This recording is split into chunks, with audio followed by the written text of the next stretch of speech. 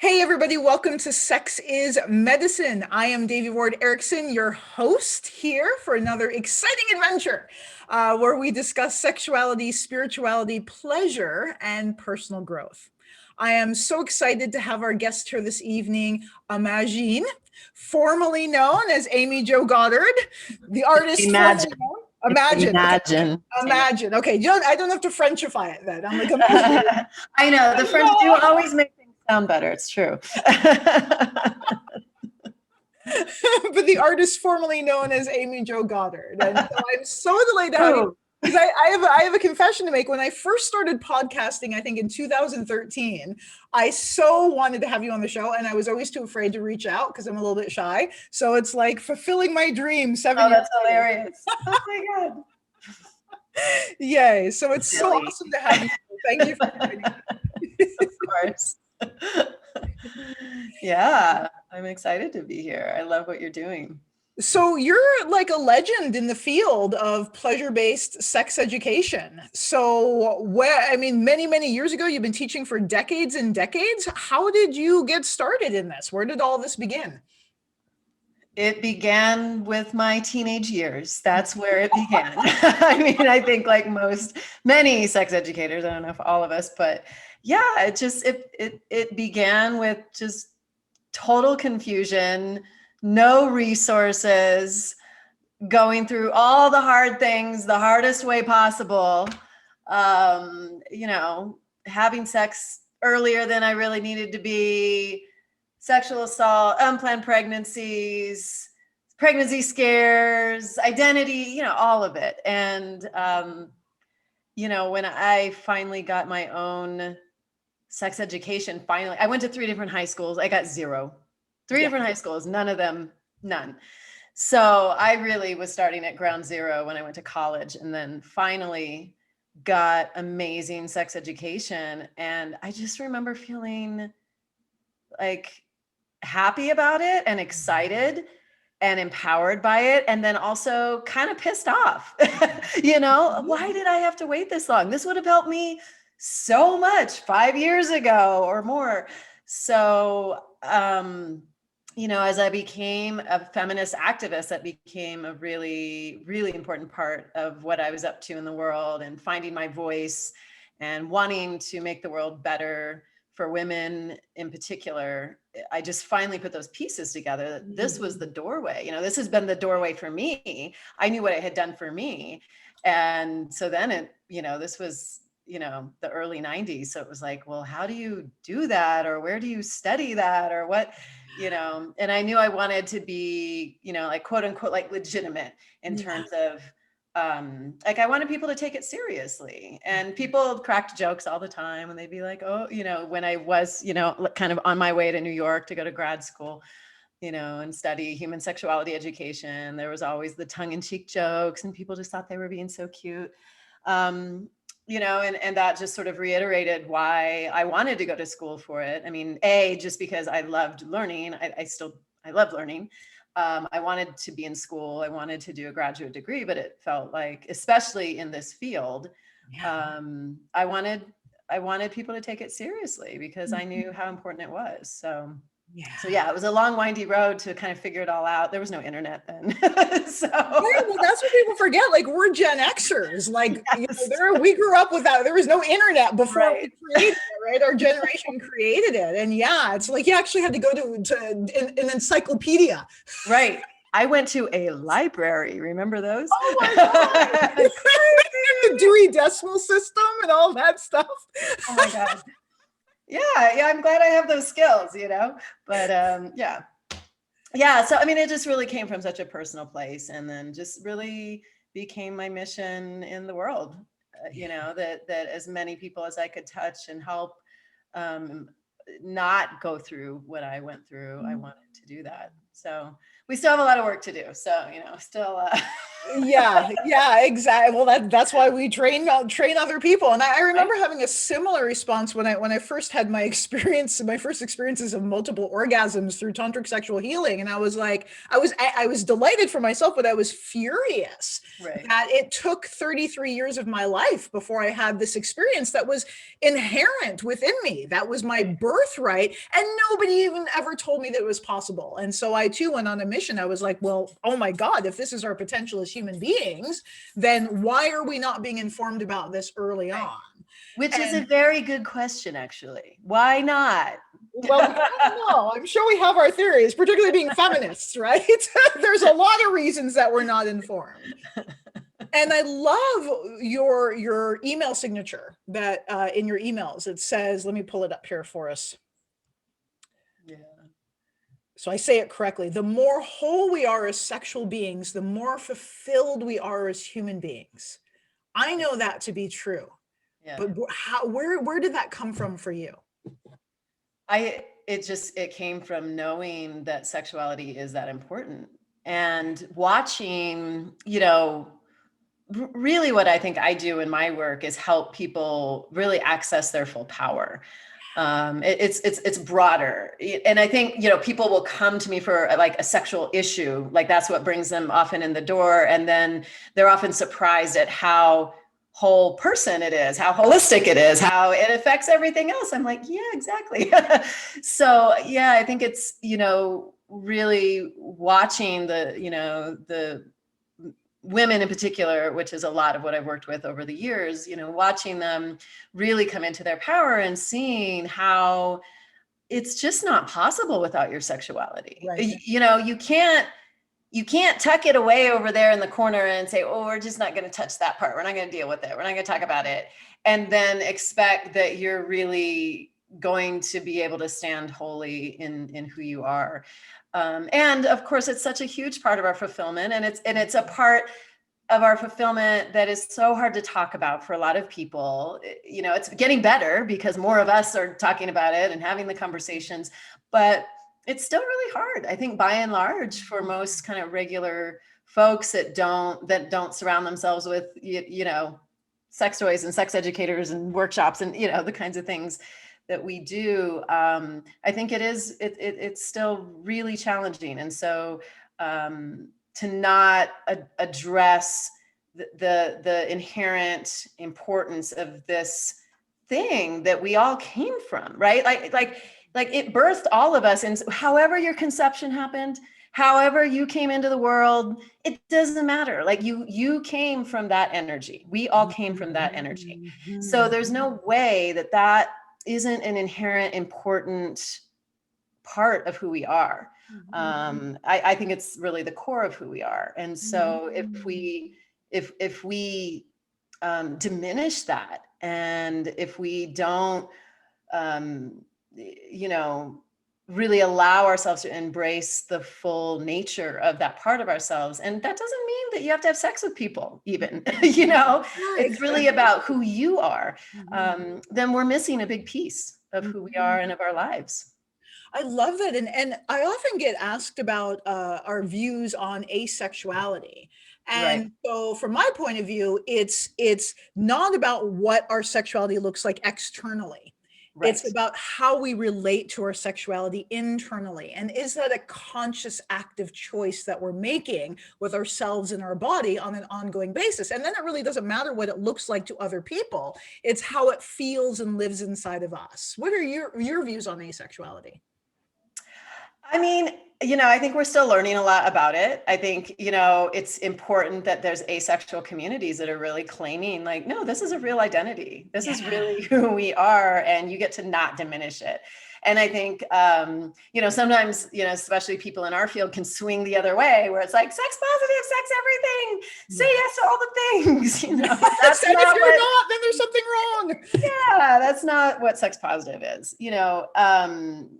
Yeah, I think that just because someone's asexual meaning they don't really have sexual attraction to other people. That's not something they're seeking in life, although many asexual people still want companionship. They still want to have relationships. There's not like a sexual charge or that real sexual drive for them, but it doesn't mean they don't have a sexuality within themselves. That is a piece of what their sexuality is. It just looks different. Yes. And it doesn't mean they can't have pleasure in themselves. It doesn't mean that orgasm wouldn't feel good, or self-pleasuring wouldn't feel good, or that there might, that maybe they are into ecosexuality. Maybe, maybe they like to make love to the wind, or whatever. I mean, I think it just gets to look different for different people, and we get to open up our ideas about that. Yeah. We're so judgmental about sex as a culture, exactly. In so many ways. I mean, it's like all the little boxes of what you get to do and don't get to do, and who you're supposed to be attracted to, and what kind of relationships. And I mean, the rules are endless. Yeah. So I just say, screw all the rules. Like, you do you, and really do you, and get to know. Yeah, like get to have like that depth of relationship with your own body and your own pleasure, and your own like wide range of erotic feeling, right? That's something that's very different than, I want to have sex with that person over there who I think is hot. And that's great too. That gets to be a part of it too. But I think too many people think that's what sexuality is. And I think it's all that other stuff. It starts here in who we are. And then if we choose to share it with someone else, great. Yeah, I think I love that you shared that, because the way the normal view of sexuality in our culture is they have it ass backwards, right? It's really, there's so much emphasis on what it looks like with the other person and how it feels for the other person, and all this attention on the other person, and really taking away the focus of what's going on in my body, what are my emotions, what are these sensations, what are the signals. And then also, even when it comes to, like self-pleasure, how particularly as people with vulvas and vaginas, we're so conditioned away from touching ourselves.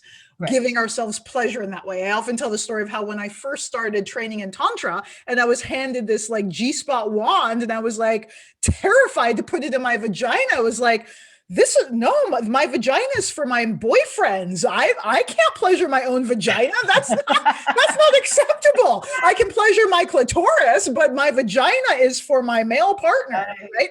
So that's deep. That's deep that you internalize that. You internalize that. There we go. Yeah. Yeah. And that's, I find that working with other vulva owners, that's so common, is this, how we've compartmentalized, and our pleasure is so compartmentalized, and what we're allowed to have and what our partners are allowed to have. And then also, again, just the self-connection and self-pleasure and touching ourselves and masturbating, how that's so secretive and hush-hush, and how we're so like conditioned away from that self-exploration. And yet how that is the very foundation of how we're going to be able to have fulfilling relationships, sexual connections with other people, is our ability to dive deeply into ourselves and really attune to our own bodies. Yeah. And it's such a huge piece of, like to just like bring it into like the macro, right? It's like, that's the micro, and the macro is, that's how they keep us in line. Yeah. That's one of the many ways. But, if you really look at like the history of patriarchy and like how patriarchy has been created and upheld, such a huge pillar of that has been to, suppress, repress, and abuse, basically, female sexuality. And, whether it's burning witches or, demonizing women for adultery, or, I mean, there's the list is very, very long all over the world. When you look at the way women are constantly disenfranchised, or vulva owners are constantly disenfranchised from our sexuality and our sexual power, because they know how big that is. And that, I mean, we're that's frightening if we are in our power, right? If we are in our power, then the world gets to look really different. Yes. And so I think as more of us are doing that, and again, that's why I think it's so important. Like, this is not small potatoes. This is the powers that be, so to speak. They know that. And they've known this for a long time. And this is why they have, put so much energy into creating laws that tell us how to reproduce and how we can't reproduce, and abortion and not abortion. I mean, there were times when abortion was really supported, and then they were like, oh no, if we say no to it, actually that's a better way to control them. You know, it's whatever works for, you know, really maintaining those power structures. Like that's a real thing. Yeah, pleasure is political. It is a political act. Yep. Yeah, yeah. And I remember, I'm a very anti-infant male circumcision advocate. And one of the social scientists that we had on the show, we discussed how social scientists have found that the societies with the highest prevalence of circumcision are also the societies that tend to be the most violent. And they found a direct correlation between sexual suppression and sexual oppression and cultural violence, and particularly cultures that suppress female sexuality tend to also be the most violent and abusive. Yep. I thought that was very interesting from, again, that macro. Like, we know it, but it's wonderful. The numbers and the science backs it up, right? No surprise there. No surprise there. Yeah, I mean, and when you think about something like circumcision, you know, and we could go down a whole rabbit hole with this, so, you know, I'll bring it back. But, you know, when you think about like what we are doing to people, like as soon as you've come into the world, one of the very first things we're going to do is, without your consent, remove one of the most sensitive parts of your body. And then we're going to tell you that this is okay, and tell your parents that this is the way to do this, because, you know, I mean, like stupid reasons, really, like, oh, because we can't teach them how to properly clean under a foreskin or whatever, you know. But I mean, when you really think about the harm that that does to an entire society, right? And the harm that that's done to cis men, people who have come in with penises, to have that done to you the first time. I mean, I don't know how we would ever prove that that relates to violence, but I don't see how it can't. How could that not? How could that not? They have proven that it definitely damages areas of the brain that play a part in emotional regulation and violence. Yeah. Yeah. Exactly. Yeah. So this is why we have jobs, right? This is why we do what we do, to end sexual violence and all of its manifestations and to cultivate pleasure. So let's talk about what you do, your Firewoman retreats. Which came first, the book Firewoman or the retreats Firewoman? Oh, the book. Yeah, the book. Well, the book is Women on Fire. Yes. 9 elements to wake up your erotic energy, personal power, and sexual intelligence. Done under my former name. So funny to change your name when like your name is out in the world as an author or whatever. You know, hey, Prince did it. I can do it. You can do it. The artist formerly known as. You know, there was a copyright thing. I couldn't call events Women on Fire. So the events are Firewoman. Wow. Because of your name change or because of just the copyright with the book? No, someone else owns the copyright for events. So I couldn't do it. Oh, so, wow. Yeah, okay. I went right out on my book tour. I found out right away. I got a cease and desist. And, oh, no. Yeah. Okay. Like, well, you know, I'm like, you know, we both are here to empower women. Like, let's have a conversation about this. But there was no conversation to be had. So I was like, all right, I'll just change it. Anyway, that's sometimes how these things go. But yeah, Firewoman, it's I've been doing these retreats for the last 5 years. Started them kind of like, about a year or so, a couple years after the book came out. And yeah, I mean, it really was like, it was the event of my dreams where I could bring all the elements together that I had, you know, and I had done them in parts in many of my sexual empowerment programs over the years. And I just finally wanted to offer a bigger event where, you know, it was a combination of, you know, deep experiential learning, sacred play, you know, and then like, you know, sacred theater and, you know, healing work and ritual and, you know, all of those elements that are just really important to me and are such important pieces of my work. I wanted to really bring those together. And so the production level is really high when we do this in person, especially. But yeah, I think this may be my last one. This may be my last one that we're about to do. So, because I'm shifting and a lot of my work is shifting and how I do the work is shifting. My film is coming out this year. And so a lot of my attention is turning to my film, At Your Cervix. So yeah, so I'm excited to have you for this one. You're going to come and teach. It's been so fun for me to collaborate with different teachers and bring more, you know, people that are kind of focused on different aspects of the work in. And yeah, and what I have found this year and doing these virtually, I mean, I wouldn't have necessarily chosen to do this particular event virtually, even though I've been teaching virtually for years and I teach people how to teach virtually. I was really blown away the last couple of Firewoman retreats we've done this year at the level of intimacy and connection that we have really been able to create. I think so much more is possible than, you know, even someone like me that like already gets online teaching. That wasn't like, I wasn't new to that game this year. You know, even for me, I was like, oh my God, yes, we are able to do this at this level. So that's been a real delight, I think. And then getting to reach people in different parts of the world. I mean, I have had people fly in from other parts of the world for Firewoman, but you know, that's fewer and far between. So having the opportunity to have a lot of people in different parts of the world attend has been really beautiful. And also to have, you know, neurodiverse people attend. You know, I've had people tell me, oh my God, I never would have come to this in person, but now that you're doing it online, I'll come, you know, and, you know, as an, you know, ENFP on the Myers-Briggs, like, I don't think about that.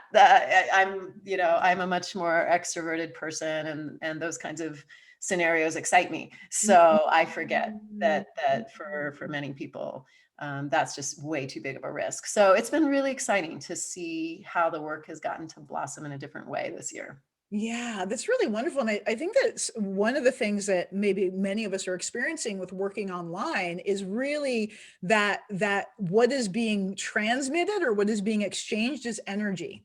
Yes. Right. And yes, the way we're designed as humans is for that face-to-face, body-to-body kind of transmission. And yet when we're talking in the field of energy, there's no distance and there's no time. Yes. Right. So we're actually getting a visceral experience of what that is. Yeah, really exciting. Yeah, and just like, yeah, building community gets to look different. I mean, I think we've all figured that out this year. Well, maybe not everyone, but I think like for those of us that have explored more of what's possible with online community, I mean, yes, it's different and it can be really amazing, you know? So yeah. So yeah, we have a beautiful community of people that come into this work. You know, I think, you know, you know, and you probably see this in your work too, right? It's not like the typical path or the typical event that people attend. And so I think the people who do show up, there really tends to be a real deep seeking. And, you know, and they're just like interesting people that are doing creative, deeply spiritual things sometimes in their lives. Lots of healers, lots of social workers and therapists, and you know, who are coming to like really like drink from the well and be nourished for themselves. And it's really such a gift. Well, and I love that so many people are becoming more aware of that integral role that sexuality plays in being a whole human being, as you say in your byline. Like, but that therapists and counselors, it's like the awareness that I can't be a full support for my clients in this area if I'm not a full support for myself, if I haven't fully supported myself. So that desire to grow and awaken and heal and expand our capacity, I love that showing up broad spectrum across all these different fields of expertise. Yeah. And I love one of the points of resonance that I found with you really early on was right after you published your Woman on Fire book. And we were both at the Sex Down South, the first one they ever did. The first one, it was so good. We were both keynotes for that or presenters for that. And the way you talk about sexual energy is fire energy. And in our tradition of Tantra, the sex chakra is fire element energy, and sexual energy is understood to be fire. And that's very unusual in other schools of Tantra because they use a different chakra system. So I loved that point of connection that we both really relate to sexual energy. The way it lives inside of us is through this charge of fire, this electric, vital energy. Mm-hmm. Yeah. Yeah. Part of my spiritual path has been I've been on the Lakota path for my adult life, and I've been a firekeeper in the Inipi in the sweat lodge for 20 years. And so working with and I wrote a little bit about that in the fire chapter, but working with the fire and what you learn from working with fire and the element of fire, which is very, very different from anything else on the planet. Is very, very powerful. And I'm sure somehow it was anchored in there at some point years ago, and eventually that I would write this book. So yeah, it's always interesting to see in the different traditions how the elements are organized, the meaning, and nothing is right or wrong. It's just different ways of looking at it. Different ways. Yeah, I'm studying Tibetan medicine now, and they have air in the genitals instead of fire. And every time I try interesting. That's really different, actually. But of course, you need air for fire. Air fans the flames, right? Yes. But yeah, it's like how I'm thinking, like how you harness that. It's like there's nothing to grab onto. Right. So it is interesting. More often I hear water, right? Yes. Yeah. Which is cooling, right? And the system water is very cooling. So anyway, so fire and sexual energy. So Firewoman retreat. When's this thing happening? When are we playing? Oh my gosh, mid-May. What is the weekend? It is May. So here's what we do for this. So the retreat is 3 days from the 14th through the 16th, but we also do an opening ceremony that we invite everyone to on the 13th. So the Thursday before, that afternoon, we do an opening ceremony that has been really potent the last 2 times we've done it. And you don't need a ticket for that. You just sign up to come. And so for people that are like on the fence and they're like, I don't know, is this my vibe or not? It's an opportunity for people to come and kind of dip a toe in. And then, we definitely get sort of people signing up in that last 24 hours, after they've kind of experienced a little bit. So some people do that. Obviously we want to have everyone come for the whole weekend. It's so juicy and yummy. We're going to do an erotic temple this time. We've been doing the erotic carnival for years at Firewoman Retreat. And this time we're calling it the erotic temple because our theme, which is why I so wanted to have you, our theme for this one is spiritual transformation, sexual initiation, and power. So really bringing together that sexual and spiritual pieces, which are so integral, so integrated. Again, I think this is a place where we've just been so misled culturally by many cultures, many religions, that have denigrated sexuality or talked about desire as something bad, or, all the many ways that we've, again, been disenfranchised from that part. And it's like, what's more spiritual than living in your full, whole self, right? I mean, if we are here as humans in this life, then doesn't it make sense that to, as deeply as possible, understand our humanity and what we are capable of as humans would be a spiritual journey. What do you think? Yeah. If you're not invested in keeping the patriarch in power, then absolutely right. Yeah. Well, that's one of the other pillars of patriarchy is religion, right? Patriarchal religion. And so, it's, using religious symbols to keep people in line rather than help us to open. And, so I think it's always important to be critical of that. I've worked with so many people over the years that have been really, really harmed by their religious upbringing, by religious ideas. And, it's not to say that every religion is a problem. There's good things in every religion. I've got my own interesting mishmash of a history with different spiritual traditions, but Yeah, it's really painful, what has happened to so many people. Certainly we know for gay people, religion has often not been kind. There's that piece, but yeah, so I think really helping people to integrate that and feel the wholeness of that, and that to fully embrace your sexuality doesn't mean you need to say goodbye to your spiritual path, or somehow turn your back on, or even turn your back on your own religion. I mean, I think we get to have our religion if we have one, and that doesn't mean we agree with everything that's in it. It doesn't mean we cease to be, a critical thinker about what works for us and what doesn't, and to really maintain our own sets of values. So yeah, I've just seen so much of that. I'm sure you have as well. Yeah. Yeah. Yeah. Yeah. And I really like, I've explored this quite a bit because our specific tradition of Tantra was founded by a woman, Naguma, and she very specifically gave sexual teachings, according to my understanding. Obviously, I wasn't there, but what I've been able to glean from the writings and read between the lines. And she very specifically did not want her sexual teachings encoded into a monastic tradition. So she set very specific guidelines to ensure the authenticity of them as they came down through the ages.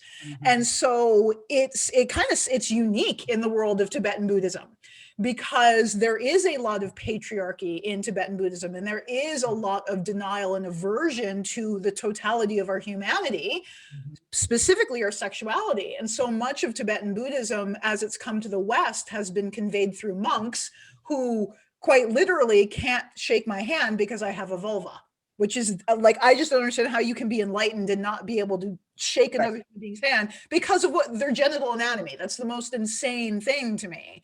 And so we get quite a bit of flack for what we're doing and daring to say that it's lineage based, and we're just doing it anyway because we're telling the truth. But one of the things that we examine regularly is that split between sexuality and humanity, and specifically sexuality and our divinity. Yes. And what I've discovered through my yoga and my practice is that the more human I become, the more divine I am. The more clear, the more pure, the more open, the more connected. All of these qualities that we associate with an enlightenment are really just who and what we are when we are fully healed human beings, when we are de-traumatized human beings. Yeah. And our sexuality is an integral and key component to that. And you literally, as you said, we literally cannot be fully human and be divorced from any aspect of what it is to be a human being, particularly and especially our sexuality. And then in our tradition, it's taught that every orgasm is literally a glimpse of enlightenment, not pie in the sky, not in an imagination, but because of the way the pranas move through the energy body, when we have an orgasm, that experience of bliss is actually a glimpse of our enlightened nature. And the more we can anchor our awareness in the bliss of orgasm, the more healthy, divine, functional, whatever we become as human beings. So that connection between sexuality and our wholeness is literally hardwired into the blueprint of what it is to be a human. Oh, I love how you put that. So beautiful. Yeah. And I mean, I just got this image too, as you were talking about it in this way of, an orgasm it's a release, right? But there's also the possibility that we can release the crap we've been carrying, like send it out with the orgasm, let it go.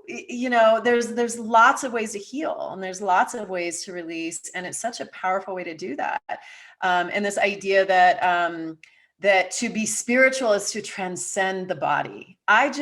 I call bullshit on this. That's the patriarchy. That exactly. is totally the patriarchy. Yes. No, the body is not meant to be transcended. It is meant to be understood, deeply loved, embraced, wholeness, all of that. That is, as you said, right? That's what then lifts us into that place of our own divinity. Divinity is the other side of humanity. Sexuality, physicality, right? Other side of spirituality, yes. Right? The form and the non-form. Mm-hmm. So it's all part of the same. And even when you look at, many spiritual traditions and religious traditions, if you see people speaking in tongues, or you see people having an ecstatic religious experience, what is that? Oh gosh, it looks a lot like sexuality. It looks a lot like orgasm, ecstasy, right? Right, exactly. And, because it has a different name, it gets accepted in those environments. And, sex has so many different meanings, and I think this is another place that people really get to explore in themselves of like, what does sex really mean for me? I've talked with people, of all different genders who say, sex is just like an act. It's just like a thing that's fun. Okay. And no judgment on that. That's great. It can just be fun, right? For other people, it's like, it's a source of meaningful connection that I want to have. Okay. So for some people, it means connection. And then if they're not having that connection in their relationship, they start to feel disconnected and they start to get off kilter. Right. And so there's a different meaning there. For other people, it's like, it's stress release, right. Or for other people, it's a spiritual experience. It's sacred, and none of it is wrong. And we also can have sex, within one person, within one human that means those different things on different days and different scenarios with different partners. And, I think we want to simplify it in a way that it's something that's it's not that simple. It can be, we can have it be simple, but it's also this really complex, beautiful, unfolding part of who we are that continues to unfold throughout our lives if we let it. And can't be contained necessarily, right? Or I would say causes, yeah, exactly. It's not meant to be, especially if we think of it as fire, right? Burning, flame, energy, moving. Yeah. Well, and that's why when you look at something like, the level of sexual abuse amongst Catholic priests who have been told, they've been told to contain it, right? Yes. They've been told, repress this part of yourself. You don't get to express this. You don't get to have this. And so, of course, it's going to leak out in unhealthy ways. Of course it will, because it's energy. Energy wants to move. Energy creates more energy, right? And so the more repression we put on it, the more intensity we put on, like, I can't do that, and that's bad, then the more energy and momentum behind it as it leaks out, and the more dangerous that can be for us and for others. One of my students did this analogy of like, it's like the way we in the Western society approach sexuality or live with our sexuality is like, it's this beach ball that you're trying to keep under the water. And the more pressure you put on it, the more it wants to push back until eventually, boom, you can't hold it down anymore. But the amount of energy that it takes, repressing and repressing and repressing, and then that's normal. And then we wonder why we have illnesses and diseases and dysfunctions and all that sort of stuff. It's because repressing that type of energy is going to cause illness. It just absolutely results in that. Yeah. I mean, truly, if we had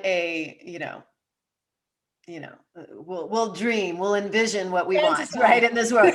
We had a world where everyone had a healthy expression of sexuality, a healed sexuality. I believe we would have a world without violence, without war, without gender repression. Like, there wouldn't be a need for any of that. And we have we have a template for it with our bonobo monkey friends. Oh, yes. Right? How they resolve conflict through oral sex. I'm like, my husband's like, all right, we're fighting. Let's resolve this conflict. Do you want to fight? Yeah, exactly. And apparently, if I just learned this the other day, I can't remember who told me this, but apparently the way they create genetic diversity is they send females out to different tribes to intermate with the males from different tribes. Before the female is allowed into the tribe, she's taken away with all the other female tribe members, and she has to satisfy them sexually. She's the satisfactory pleasure every single one of the tribe's females before she's allowed to have sex with the males. They're like, all right, you'll do. Okay, cool. Just lining up. They're like, all right, bring it. You know, they're onto something there. They're onto I something. think they might be. Satisfy the women first and all will be well. I think that's a tantric principle. Yeah. Some people have figured that out. Oh my gosh. Yeah. You know, I think a lot of people are really walking around with so much heaviness around sex. You know, it's like, oh, there's something really wrong with me. It's not working right. There's something intrinsically flawed or inadequate in myself. Yep. And sex gets to be fun. We get to lighten up about it. We get to have more fun with it. We get to just realize that we just all have gaps in our education. I mean, I'm still learning all the time.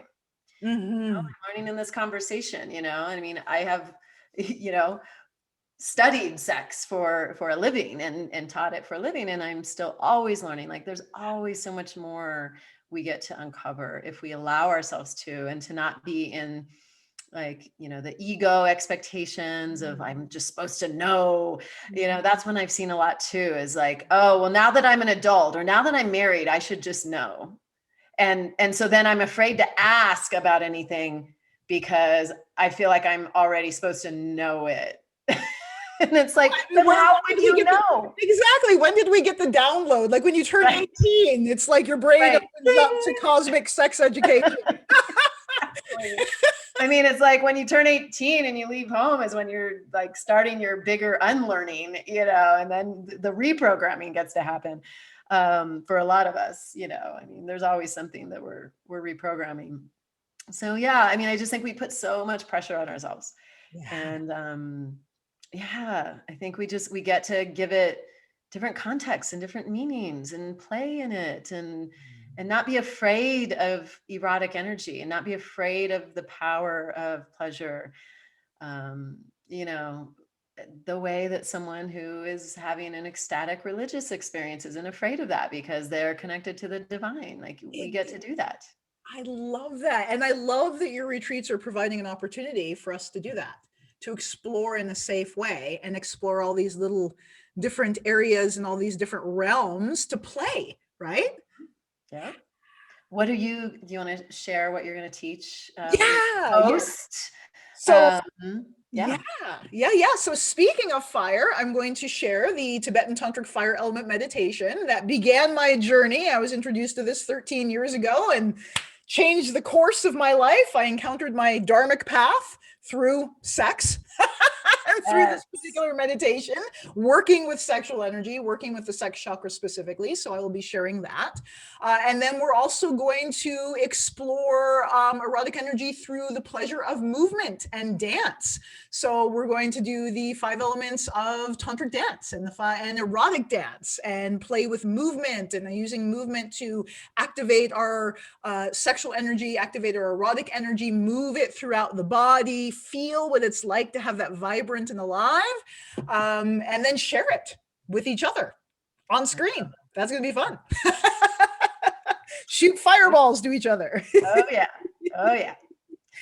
Yeah, you know, and again, it's another good example of how much, you know, so many folks are afraid to just let themselves dance and be in their bodies and be free in movement. You know, what that opens up for us is so important and so big. I mean, I love the yoga revolution that's been happening, you know, because it helps get people in their bodies, you know. And yet I've talked to so many, you know, like yogis who are admittedly disconnected from their sexuality, right? So well, again, when you get to keep deepening. What's that? Yeah, well, and that's because a lot of the hatha yoga practices they do teach avoidance of sexuality. So yes, it's about embodied and mindfulness, but again, it's only within this framework. It's within this approved framework, and there's a denial and aversion of the inclusion of sexual energy. And yet, sexual energy, as we've discussed, I mean, it infuses every aspect of our life. So to be able to incorporate that yogically with our practice is part of what we're going to be doing with the movement in the presentation I'm going to be giving. I love it. I love it. It's going to be amazing. Yeah. Yeah. Our last live Firewoman retreat. Well, this is live too. It's just different. IRL, live IRL, I guess. The theme was de-armoring and rewilding, and I think like that rewilding process, that's always a part of what I do anyway. It's whether it's the theme or not, but that's such a big piece of it. It's like allowing ourselves to be in our own wildness. Like my experience is that is really what people want. And I think particularly cis women who have been really trained to be a certain contained human in the world, and to not have that freedom. I feel like there's such a hunger for our own wildness, and to be able to experience our wildness in a way that feels like I'm not going to be attacked for it, or I'm going to be safe enough to be able to fully express it. It often comes back to that safety piece, why we don't allow ourselves to go there. So I love, what gets to happen when people really allow themselves to move in their bodies. I think like that longing is really there. So. And that is again, that's divinity, right? The uncensored, authentic, unfettered expression of our soul is God. That's God. And that's why so many goddesses also represent that part, whether we're talking about like Kali, which is like destructor goddess, like, or whether we're talking about, Diana, Artemis, like queen of the wild things, goddess of the wild, like that's always been a piece. But again, it's like we've just gotten it tamed down, tamped down so that we could get in line. And more and more people are saying, you know what? I want more than that. I want to live differently. And I think we're trying to figure out what that gets to look like. And there's been so much reckoning with how we're living this past year. I'm seeing people just choosing to live in different ways, selling all their things and traveling, or getting a tiny house and living more simply, but being out more surrounded with nature, or, just really making different choices. I think we're in a time where we get to make different choices. And I also find it very salient that this movement of awakening and reclamation is being led by women. Of course. Yeah. Of course we're leading the way, right? We have the most to gain in many ways, but really we all have a lot to gain. We all do, and I think that's the thing about patriarchy and these power structures, is that it hurts everyone, except for maybe like a small 1% of people that, are holding the purse strings and, kind of accumulating power hoarding power over others. I think besides them, it really, it harms everyone, and I think really at the core, it's harming them too, because it's as much as many of those kinds of folks will use religion to their benefit, there's a real deep disconnect there. Absolutely. I mean, to have like how distorted must your soul be? To want to wield that, to abuse people that way. And this ultimately, this journey is about the reclamation of our humanity, regardless, right, of we have between our legs. It's how we reclaim our humanity. So is Firewoman Retreat, is this just for cis women, or is this for all women? This is for all women identified people and non-binary identified people who were identified female at birth are all welcome. So anyone in that end of gender spectrum is welcome.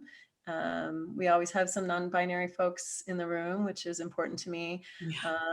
And that's probably why I may not keep doing Firewoman as it has been, as a queer person and someone that really cares about queer community. I always want to create opportunities for queer community and woman to me always includes trans women and women all along that spectrum. It's not for me to police someone's gender and how they get to identify in that way. Yeah. So I am very excited about it. I think that like the depth, of this topic is profound, and I'm really looking forward to having that experience with people and seeing who decides to show up for that. Yeah. Well, maybe in the future they can be Firewoman retreats. Yes. It doesn't have quite the same ring, but we'll figure it out. We'll figure it out. Right on. So how can people find out more? So we will be sending out stuff from our website, but if people want to go directly to you, where do they go? Yeah, I mean, if you want to learn about Firewoman Retreat, that's firewomanretreat.com. Really easy. Yeah. We are in the process of changing over my brand. So depending when people are listening to this, right now it is still at amyjogoddard.com, but it will be moving over to imagination.com soon. Imagination. I love it. I love it. Imagination. Yeah. I love that. So I mean, I'm on the socials, sometimes. No, I'm easy to find. I'm Sexual Empowerment on Instagram, and then Amy Jo Goddard on Twitter and Facebook, at least for now, until I can get everything changed. It's a process to change your name. So, but firewoman.com, Retreat.com. Okay, awesome. Wonderful. And then again, of course, listeners, you can always, because I'm going to be teaching, honored to be teaching your potentially last one. You can find out more at authentictantra.com. It was so great. Yeah, it was so great to finally connect with you after 13 years. Well, maybe I've only been on air for 7 years. So it's 7 years. It's like I've been seeing you at events and, and like, yeah, so good to finally get to collaborate. So I'm really looking forward to it. Thank you for saying yes. Me too. Thank you for inviting me. Yeah. Well, thank you for all you are in the world, of course. And thank you everyone for tuning in once again to another episode of Sex is Medicine and joining us. And I do hope you will join us for this Firewoman retreat coming up next month, starting May 13th with our awesome opening circle. We will be sending out promos. You can register for those at authentictantra.com or firewomanretreat.com. Have a beautiful evening and we will see you next week.